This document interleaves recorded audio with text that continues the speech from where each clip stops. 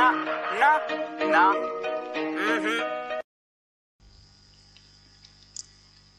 Hello दोस्तों, आप सबका अपना YouTube channel code with Bihari में स्वागत है।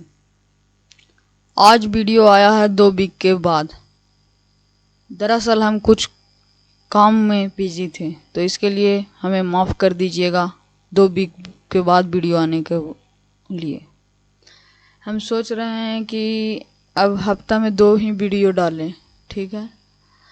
तो चलिए इसके बारे में हम लास्ट में बात करेंगे। तो चलिए अभी पढ़ लेते हैं। आज का टॉपिक है कांस्टेंट। यहाँ से अपना पेंसिल, कौन सा कलर है, ब्लू नहीं रेड लेंगे, ठीक है, रेड ले लिए, ठीक है। तो ये हमारा वेलकम पेज हो गया, ठीक है। इससे पहले एक आवश्यक सूचना, अगर आप क्यू बेसिक का प्लेलिस्ट नहीं एक्सेस किए हैं तो जाके एक्सेस कर लीजिएगा और उसको देख लीजिएगा। और सी प्रोग्रामिंग का भी प्लेलिस्ट है, उसका भी आप देख लीजिएगा, ठीक है। तो चलिए स्टार्ट करते हैं। कांस्टेंट, सबसे पहले कांस्टेंट का डिफिनेशन पढ़ लेते हैं। Data value that stay the same every time a program is executed are known as constant.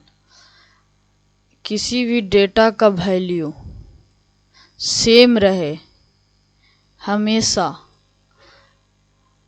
हमेशा मतलब कहने का मतलब है जब भी प्रोग्राम एग्जीक्यूट होवे तो उस डेटा का वैल्यू हमेशा सेम ही रहेगा। अगर हम प्रोग्राम को 10 बार एग्जीक्यूट करवाएंगे तो उस जो डेटा एंट्री किए हैं उसका वैल्यू सेम रहेगा, वो चेंजेबल नहीं होगा, उसको चेंज नहीं कर सकते और न ही एग्जीक्यूट करने वक्त वो अपने आप से चेंज होगा, ठीक है।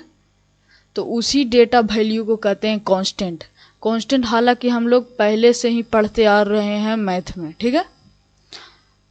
कांस्टेंट मतलब एकदम जैसे कैसे पेड़ एक जगह रहता है मट्टी में, हिलता उलता नहीं है, बड़ा विशाल बरगद का पेड़, ठीक है, हिलता है ना, हिलता है चाहे जितनो आंधड़ आवे। उसी तरह होता है कांस्टेंट, ये नहीं अपना वैल्यू चेंज करता है न करने देता है, ठीक है। ये हो गया डिफिनेशन और हम हिंदी में समझा दिए। अब बढ़ते हैं आगे। कांस्टेंट कितने प्रकार के होते हैं, ठीक है। कांस्टेंट होते हैं न्यूमेरिक कांस्टेंट, पहला फर्स्ट, सेकंड होता है स्ट्रिंग कांस्टेंट एंड थर्ड होता है कैरेक्टर कांस्टेंट। ये सारे कांस्टेंट किस चीज में हम लोग पढ़ रहे हैं, प्रोग्रामिंग में, ठीक है। तो पहले हम न्यूमेरिक कांस्टेंट देख लेते हैं। न्यूमेरिक कांस्टेंट भी 2 तरह के होते हैं, एक रियल कांस्टेंट, एक इंटीजर कांस्टेंट। रियल कांस्टेंट इसलिए इसे कह रहा है क्योंकि इसमें रियल वैल्यू का यूज होता है।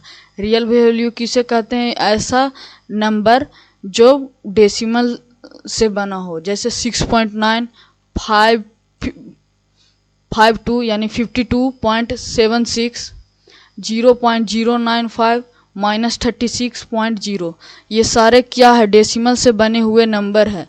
तो इस नंबर को कहेंगे रियल नंबर। और रियल नंबर जब यूज होगा किसी भी प्रोग्राम में तो उसको कहेंगे रियल कांस्टेंट, ठीक है। इसका वैल्यू चेंज नहीं होगा। 6.9 है तो प्रोग्राम के रन करने से पहले भी 6.9 रहेगा और प्रोग्राम रन होने के बाद भी 6.9 होगा, ना कि 8 हो जाएगा ना 10 हो जाएगा, ठीक है।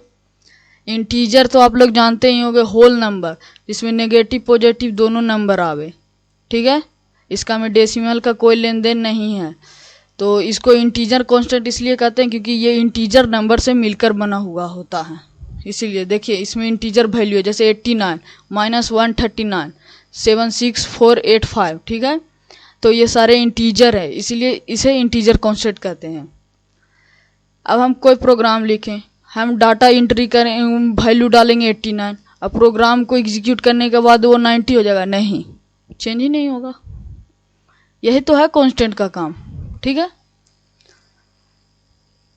सेकंड है स्ट्रिंग कांस्टेंट, ठीक है। तो देखिए स्ट्रिंग कांस्टेंट में बहुत सारा का दिक्कत होता है कि स्ट्रिंग आखिर क्या होता है, ठीक है। तो स्ट्रिंग कुछ नहीं है, पहले एकदम ध्यान से देखिए, कोई भी डाटा रहे, ठीक है, अगर डबल कोटेशन मार्क के अंदर लिखा हुआ रहे तो उसको स्ट्रिंग कहते हैं। क्या चीज कहते हैं, कि कोई भी डाटा है, ठीक, और वो अगर डबल कोटेशन मार्क के अंदर है तो वो एक स्ट्रिंग कहलाएगा। तो आज के बाद अगर आप जहाँ पर भी देख लीजिएगा डबल कोटेशन मार्क उसके अंदर रहेगा किसी भी तरह का डेटा, वो एक स्ट्रिंग कहलाएगा। इसका कुछ नियम है लिखने का, ये स्ट्रिंग के बारे में डीप और किसी दिन पढ़ेंगे, ठीक है। अभी हम कांस्टेंट के बारे में पढ़ रहे हैं। कुछ एग्जाम्पल है, जैसे कंप्यूटर है, तो कंप्यूटर डबल कोटेशन मार्क के अंदर है, ठीक है, तो ये एक स्ट्रिंग है। अगर सिर्फ कंप्यूटर सिर्फ इस तरह से लिखा रहता विदाउट डबल कोटेशन मार्क तो ये एक इनवैलिड कैरेक्टर होता, ना ही स्ट्रिंग होता, ठीक है, और नहीं इसको वैलिड माना जाता। ये एरर शो करेगा जब भी प्रोग्राम हम रन करेंगे, तो इसीलिए डबल कोटेशन के अंदर लिखा जाता है।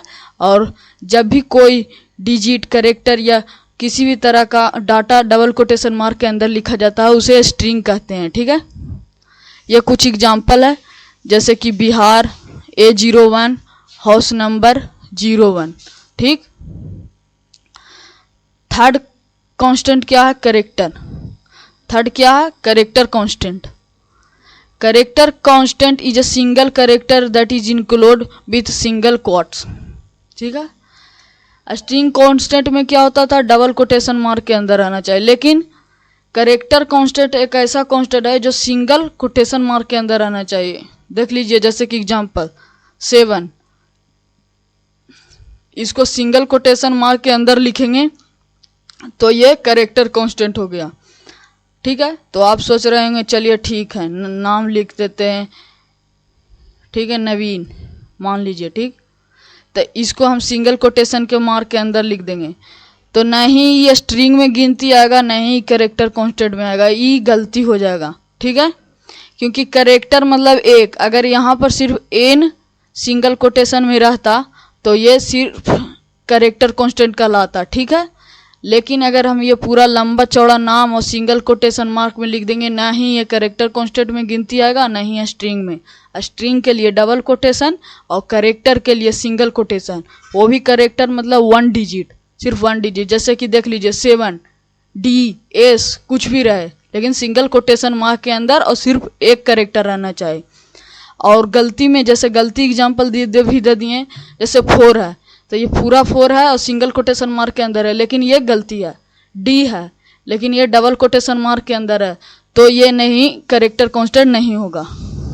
स्पेस है, मान लीजिए सिंगल कोटेशन मार्क दिए और स्पेस बीच में दिए तो वो भी इनवैलिड है, वो भी कैरेक्टर कांस्टेंट नहीं होगा, ठीक है। तो आज के लिए इतना बहुत है, धन्यवाद, थैंक यू।